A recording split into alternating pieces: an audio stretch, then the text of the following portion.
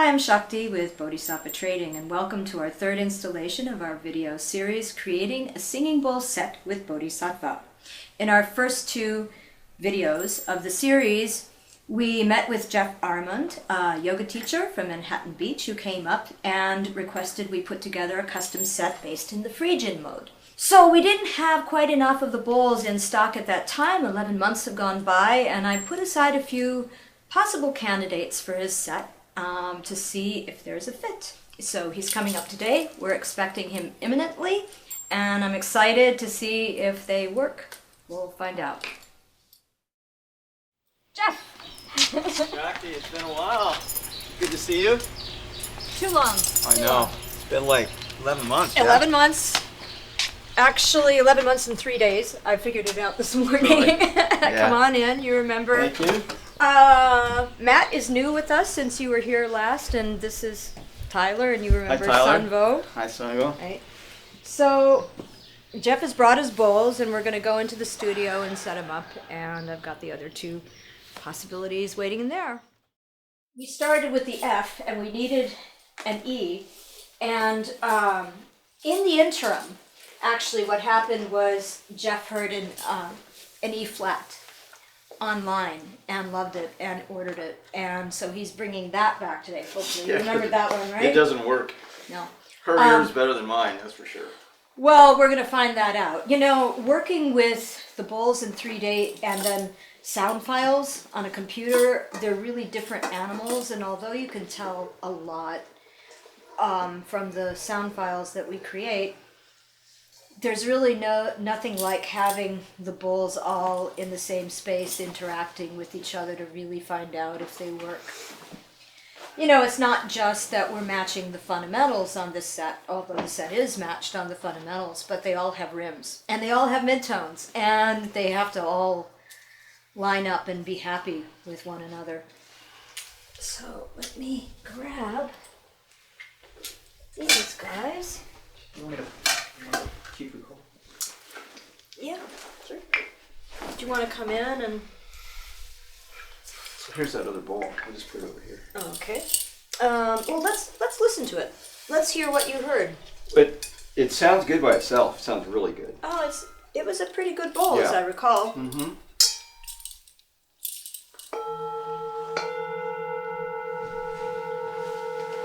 You know, it's not a bad match. No? Okay.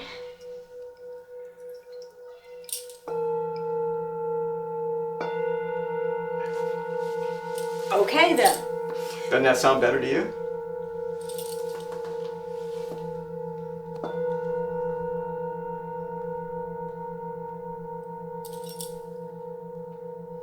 Honestly, it's really not a huge difference.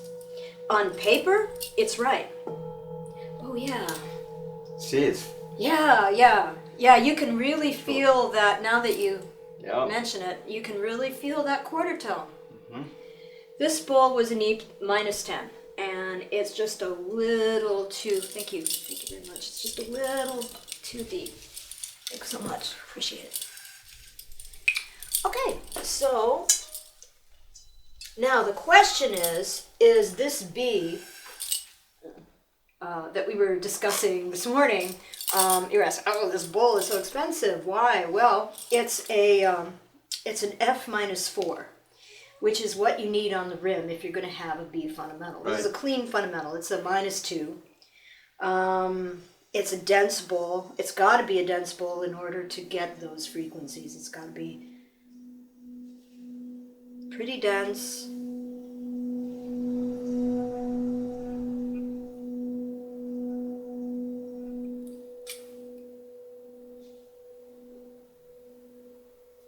Very mellow. Very.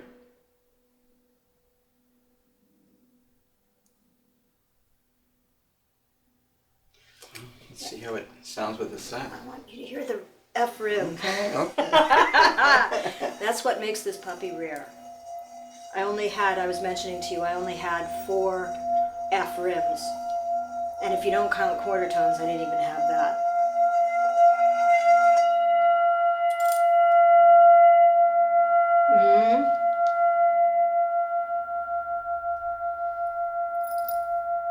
Runs a long time, as they all do.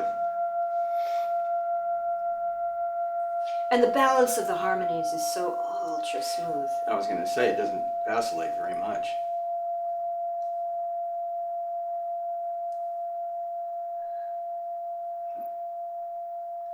Anywho, we shall see. We shall see. Okay, well, we'll just keep going. I'll go off, do the laundry, come back. That's what a customer of ours used to say. All right, so Phrygian mode. This isn't going to sound like a diatonic scale. The do, re, mi, fa, sol, la, ti. It's going to sound like Phrygian. It's going to sound like it picks up on the E, and it goes up to a C. C, right? We still need a D. No, we got a D. Oh, we got the D? This is D. And then So this is the C. Oh, glad I noticed that. Okay. Yeah. Ooh, so you see the match is not bad physically. Ooh, I like the match physically. Those are hatch marks. You see, Jeff is looking at hatch marks, which were made with a hammer and chisel. And they only appear on this bowl sporadically. There's one here, and then there's a series of them.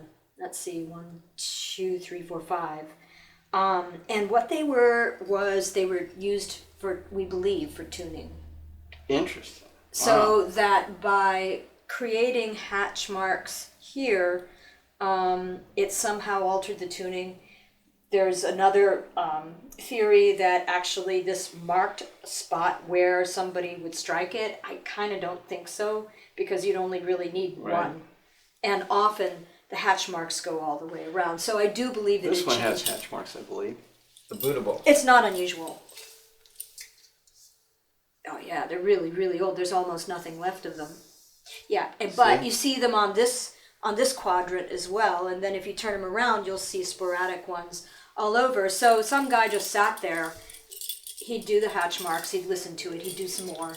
Because we didn't talk about that last time. No, about we didn't. These. But they're pretty common. Different than the void bowl.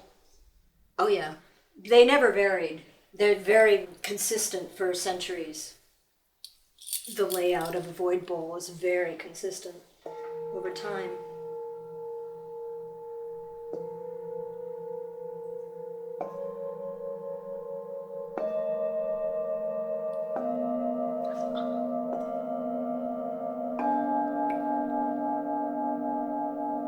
So now that D is the only one in the club that has a different timbre.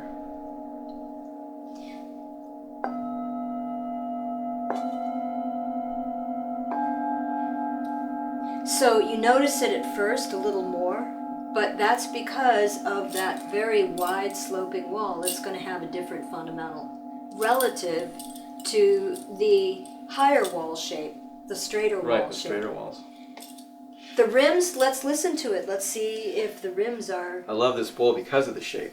Yeah. A lot of people are really drawn to that one because of the different shape and the different markings on it. So, well, anyway, but you have had enough time with these two together. You're happy with Love it. the way the timbres line up. Because the timbre of, it's subtle, but it's there. So, do you want to listen to some fundamental tones? Go for it.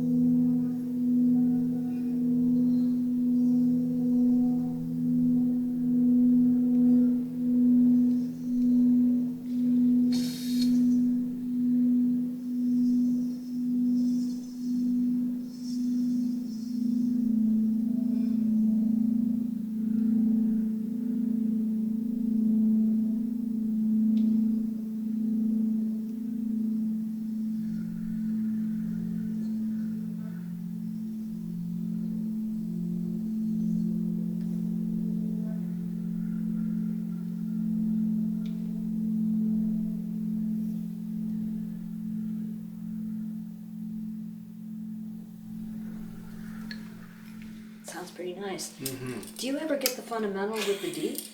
No, I've never been able to do it. You do it so easily. I don't know. I don't remember, did I? Yeah. I don't remember getting the fundamental. Oh, I remember it.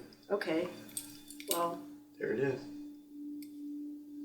so the only technique I'm using is like, it's just basic fundamental technique. I had a different mallet though too.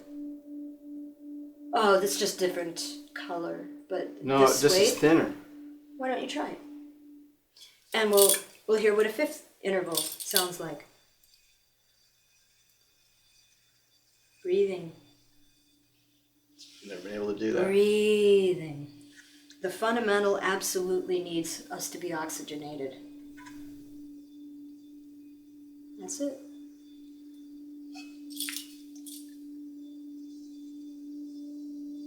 The fifth interval.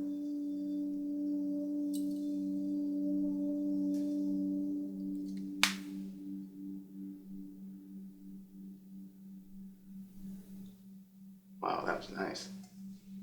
Let's do another one. Sure. Let's work with the C and the F.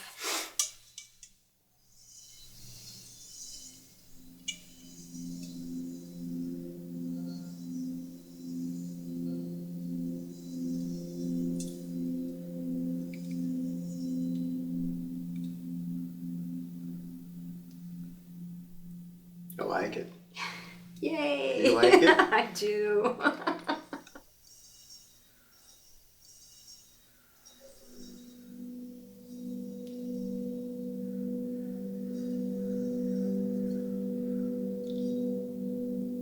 That sounds really good.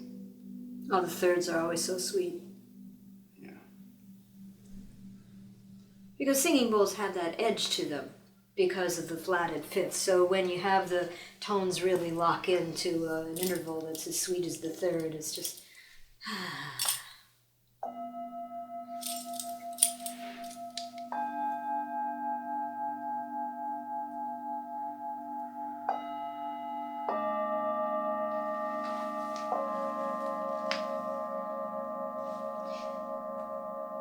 So we feel it holds together as a Phrygian mode set.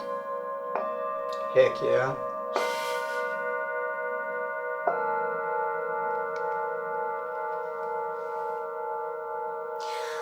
Well, I want to thank you for hanging in there in the process. You know, it's not for everybody. It's worth it. It's totally worth it. I've been looking forward to this for a long time, and I'm glad we, took the time. And thank you for putting it together like this. This is Well, awesome. Thank you for being patient. That's the best. All right. Thanks Thank you. again. Mm-hmm. Mm-hmm.